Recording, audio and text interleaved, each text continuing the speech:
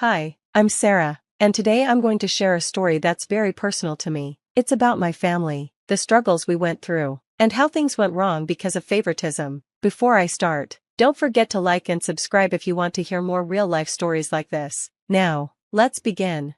Growing up in a family where you're not the favorite is really hard. Imagine always being in the shadow of your younger brother, Ryan, just because he overcame serious health issues as a baby. No matter what my older brother JN and I did, it was never enough.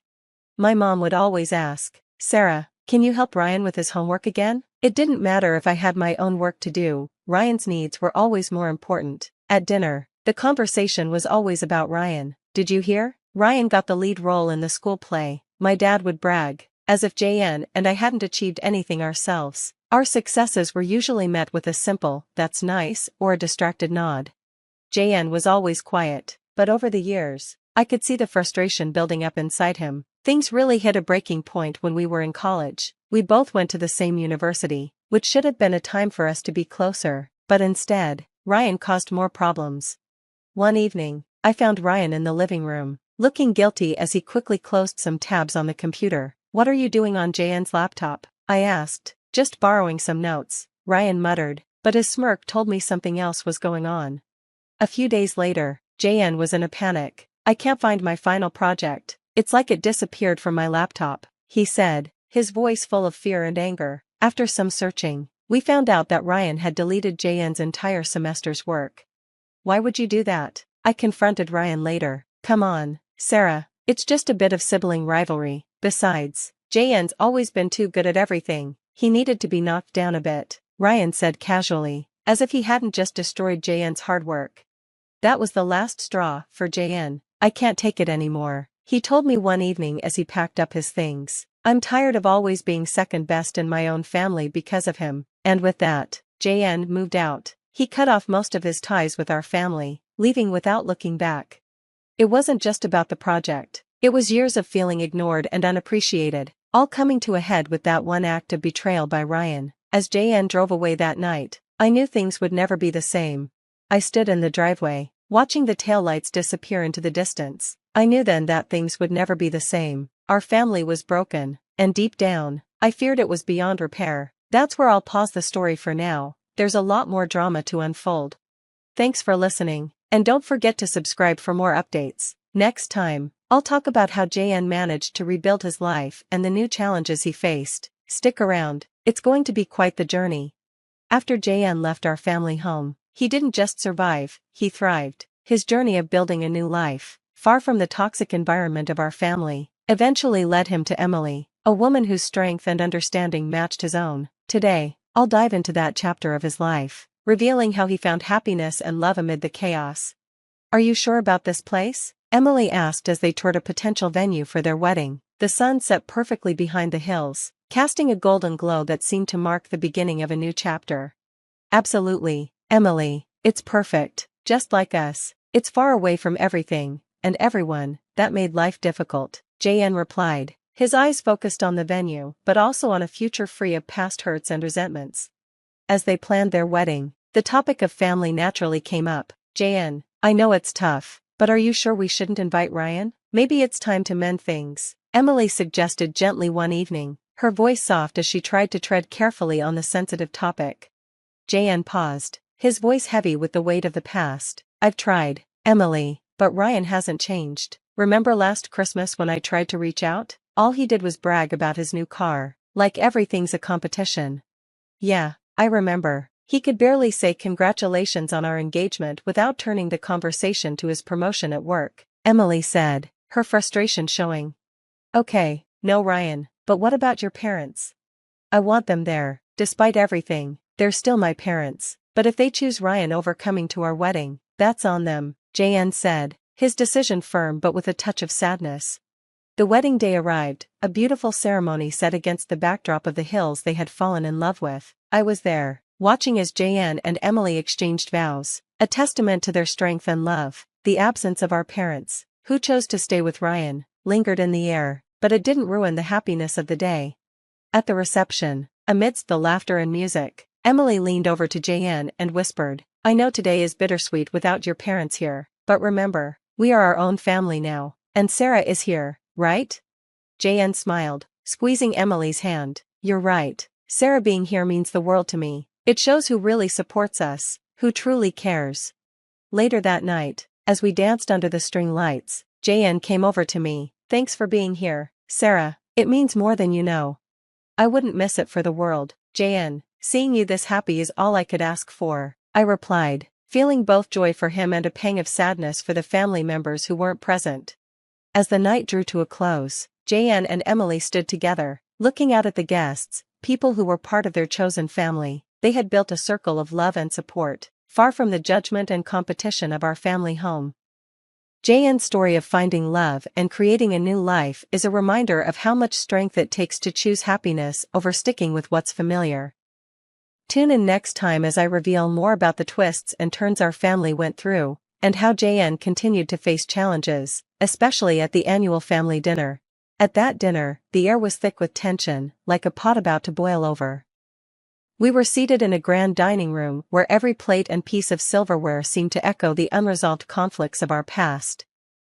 JN and Emily entered, bracing themselves for the usual drama that clung to our family gatherings like an unwelcome shadow. As the evening wore on, Ryan made his entrance, wearing a smug smile as he introduced his wife, Lisa. Lisa had once been romantically involved with JN, making the situation even more uncomfortable. Looks like I got the better end of the deal, huh? Ryan joked loudly, nudging JN in a way that felt more like provocation than brotherly banter. His comment about stealing JN's ex-girlfriend hung in the air, each word a deliberate poke at old wounds. Emily's face flushed with anger as she watched Ryan smirk. She turned to him, her voice steady but laced with the frustration that had been building all night. Really, Ryan? Is this how you show your maturity? Bragging about things that aren't even true? It's pathetic. Ryan laughed, a hollow sound that did nothing to calm the tension. Emily, relax. I was just joking. You married folks take everything too seriously. That's not a joke, Ryan, Emily shot back, now standing, her chair scraping loudly against the floor. It's a cheap jab in front of everyone. JN ended that relationship for reasons you clearly don't respect. As Emily's voice rose, the rest of the family shifted uncomfortably in their seats, the weight of the moment hanging heavy in the air. The sound of silverware clinking stopped for a moment as our mother tried to calm things down. Her voice was soft, though you could hear her bias. Emily, dear, let's not make a scene. Ryan didn't mean anything by it. But Emily wasn't having it. No, I think it's time we talk about the elephant in the room. Ryan has always been spoiled, and it's time someone called him out. His entitlement, and you too, she pointed to our parents, have let him get away with it. The room went silent. You could feel the tension in the air. JN reached for Emily's hand, silently showing his support. Ryan, you've spent your whole life trying to compete with me. For what? To prove you're better? You're not. You're just willing to step on others to get what you want, JN said firmly. Ryan's face turned red, his usual arrogance fading. You think you're so perfect, JN? Just because you moved out, you think you can judge me? You left us. I left a toxic environment that you love, Ryan, JN replied. And I'm better off for it. The dinner ended quickly. The festive mood was gone, replaced by a heavy silence as JN and Emily walked out. The rest of the family sat in shock, left to think about the hard truths that had been spoken. The confrontation wasn't just about words. It was about deep-rooted issues that could no longer be ignored. What was supposed to be a happy family dinner had turned into a battleground where long-hidden resentments came to light.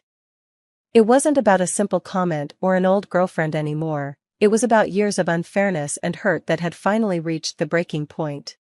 The fallout from the dinner came fast.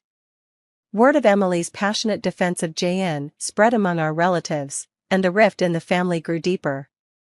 The next morning, JN got messages from cousins, all shocked and supportive of him.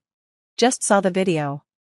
Can't believe it took this long for someone to put Ryan in his place, one cousin texted, with a mix of surprise and relief. Another cousin called, frustrated. I always knew Ryan was a jerk, but this? This is something else. Emily really spoke for all of us last night. As the video of the confrontation spread, Ryan and our parents scrambled to save their reputations. Ryan called JN early that morning, his voice a mix of anger and desperation. "You need to tell everyone Emily overreacted, JN. You know how she can get. Just smooth things over, man." JN remained calm, his frustration built up over the years. "No, Ryan. I'm not covering for you anymore." Emily said what needed to be said. "You need to start taking responsibility for your actions." Their parents also got involved, pleading with JN during a tense phone call. "Your brother is hurt, JN. Can't you see what this is doing to the family?" their mother asked, her voice cracking with emotion. Their father, more forceful, added, "You need to control your wife, JN. She's tearing this family apart." JN's response was steady, but firm. "No, Dad. What's tearing this family apart is years of ignoring Ryan's behavior and brushing the rest of us aside.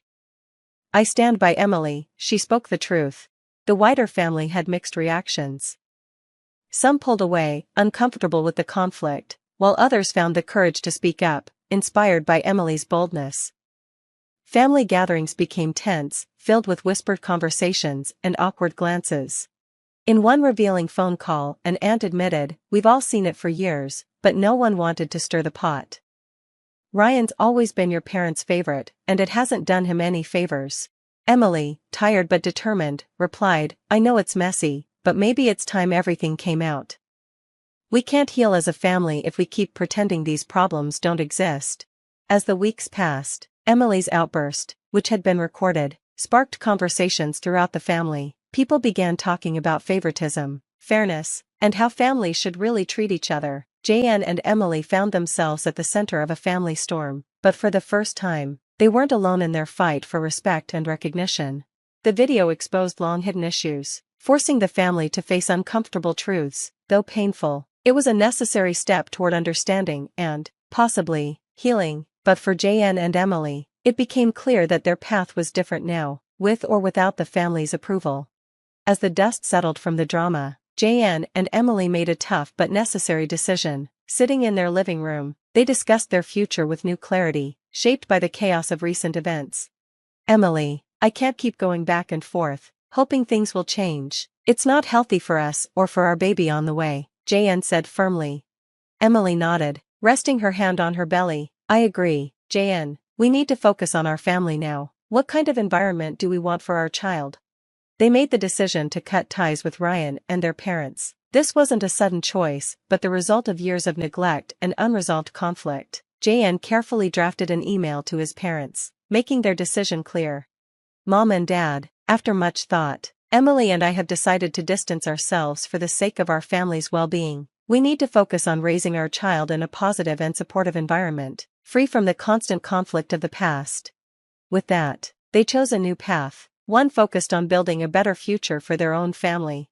Their parents responded quickly, filled with pleas and accusations, but JN and Emily stayed firm. They ignored the phone calls and left messages unread. It was a hard process, but it had to be done. Meanwhile, Sarah, also chose to support John and Emily. During a small family meeting with just the three of us, I told them how much I stood by their decision. "You both have always been there for me. Unlike Ryan or even Mom and Dad lately, I'm with you, whatever you need," I said. John smiled and squeezed my hand. "Thanks, Sarah. It means everything to know you're with us. Let's focus on the family we choose, not just the one we were born into." As John and Emily prepared for their baby's arrival, they found peace and happiness in their new life. They worked on the nursery, picking out colors and decorations that represented a fresh start. Emily, being the planner, made sure everything was just right, and this attention to detail brought them both comfort. One evening, after setting up the crib, Emily turned to JN thoughtfully. "Do you ever think about the future and what it'll be like for our child?" John finished placing a stuffed animal in the crib and wrapped his arms around her. "I do, and I know that with us as their parents, they'll grow up knowing they're loved unconditionally. That's all we can hope for." As the seasons changed and spring began, it symbolized the new beginnings in John and Emily's lives. The support they received from me and other family members helped reassure them that they had made the right decision. It wasn't just about leaving behind the toxic past, It was about building a future based on respect, love, and understanding. Standing in the nursery, looking out at the blooming garden, John and Emily knew they had made the right choice. They were ready to welcome their child into a world filled with hope, one they had created, far away from the shadows of the past. That's the end of the story. Now, I'd love to hear your thoughts. Do you think John and Emily were right to cut ties with their family, or could they have handled it differently? Share your opinions in the comments below. If you liked this story and want to hear more, don't forget to like the video and subscribe to our channel. Your support helps us bring more stories like this to life.